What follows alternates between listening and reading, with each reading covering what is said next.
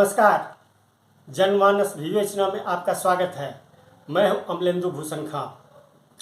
कृषि कानून को लेकर के सबसे लंबे चले किसान आंदोलन के प्रदर्शनकारी फिलहाल कोर्ट का चक्कर काट रहे हैं। प्रदर्शनकारियों के खिलाफ पूरे देश में हजारों मामले दर्ज हैं। सबसे ज़्यादा रेल मंत्रालय ने प्रदर्शनकारियों के खिलाफ मामले दर्ज कराया है।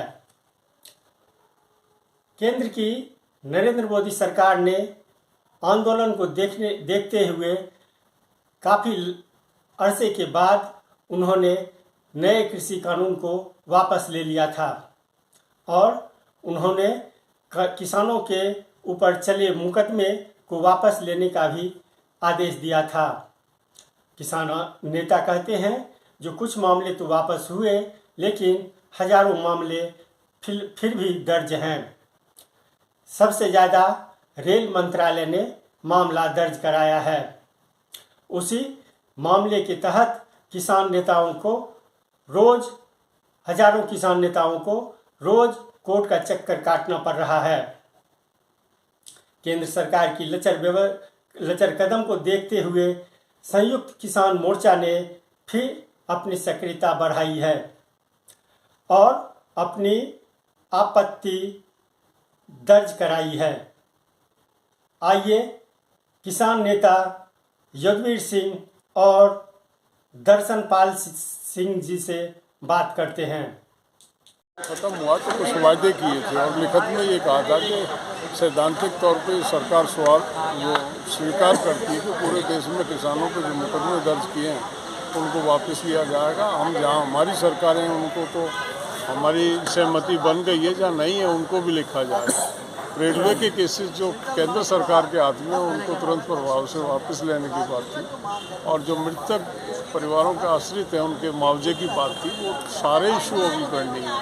और इन सब के बाद जो मुख्य मांग थी अजय मिश्रा टेनी जो नामजद अभियुक्त हैं उन पे सरकार ने उन पे पूछताछ भी उनसे नहीं की, जबकि ऐसे व्यक्ति को ठीक है वो होगा नहीं होगा वो तो कोर्ट तय करेगा वो दोषी है या नहीं है, लेकिन कम से कम जो एक न्याय प्रणाली में प्रक्रिया है उसका दूध का दूध पानी का पानी तो कोर्ट करती है ना, वहाँ तक जाने देने में सरकार को क्या दिक्कत है।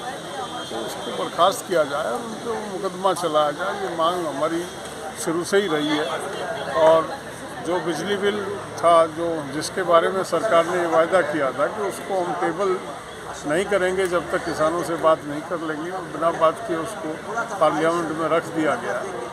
और एमएसपी पे जो कमेटी बनाने की बात की गई थी वो पूरा सब जानते हैं, आप तो मीडिया के साथी तो ज़्यादा बेहतर तरीके से जानते हैं, उन लोगों को उसमें डाल दिया गया जो हमेशा से किसान आंदोलन के विरोधी रहे हैं, जो ओपन बयान देते रहे हैं और बड़ी अभद्र टिप्पणियां जिन्होंने आंदोलन के बारे में की उन लोगों को बता दिया लाके। इंटेंशन तो साफ हो जाती, सरकार करना नहीं चाहती। और वो एमएसपी को लेके कमेटी नहीं बनाई है, उसमें 4 विषय और जोड़ दिए हैं, प्राकृतिक खेती है, CACP की कार्य प्रणाली है। इस तरह से हम तो एक ही हमारी कोई मांग नहीं सरकार से, हमने ये कहा था जो तुम दे रहे हो उसको एश्योर्ड करो, उसकी गारंटी दो कि उतने पैसे तो किसान को मिलेंगे बाज़ार में, सरकार खरीदे या बाज़ार खरीदे।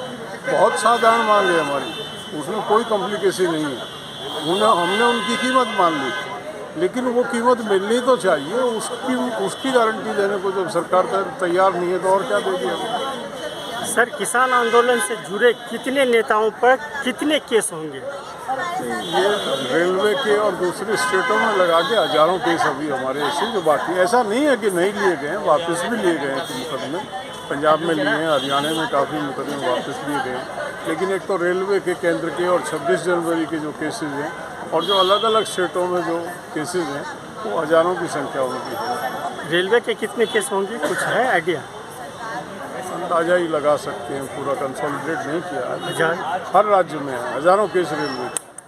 तो इसमें तो आप लोगों को डेली लगभग जाना पड़ता है? नहीं, रोज़ ही, मतलब रोज़ सम्मन आए रहते हैं किसी न किसी साथी के, और कभी राजस्थान में, कभी हरियाणा में, कभी यूपी में, वो सम्मनों में ही घूम रहा है किसान। यानी जिस तरह से आप लोगों ने आंदोलन चलाया, डेली आप लोग वहाँ पे डटे रहे, अब ये आपको अदालत का चक्कर काटना पड़ा। अदालत के सामने डटे हुए हैं आजकल किसान। तो सरकार जो कर रही है उसको बार बार हमने रिमाइंड कराया कि ये आपका जो है विश्वासघात जैसा कदम है, इनको वापस लो मुकदमों को, और वो उसकी टाल मटोल करते हुए पूरा साल निकाल दें।